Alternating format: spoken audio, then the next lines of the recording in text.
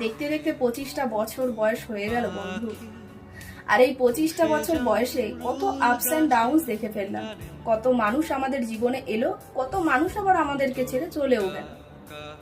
যারা আমাদের সাথে এখনো আছে তারা আমাদের ভালোবাসার মানুষ, তারা আমাদের ওয়েল উইশার। আর যারা আমাদেরকে কাঁদিয়ে, আমাদেরকে আঘাত দিয়ে ছেড়ে চলে গেছে, তারা প্রত্যেকটা ভুল মানুষ ছিল। তাদের ক্ষেত্রে একটাই কথা বলার, ভাগ্যিস তোমরা আমাদের জীবনে এসেছিলে, না হলে ভুল আর সঠিকের পার্থক্যটা বুঝতাম কি করে। কথায় আছে show must be going on.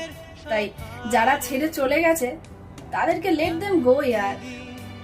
আর আমাদের জীবনে যারা আছে তাদেরকে নিয়ে আমাদের এগিয়ে চলা উচিত এবং থ্যাঙ্কফুল থাকা উচিত সেই মানুষগুলোর প্রতি যারা একটা সময় আমাদেরকে কাঁদিয়ে চলে গেছে।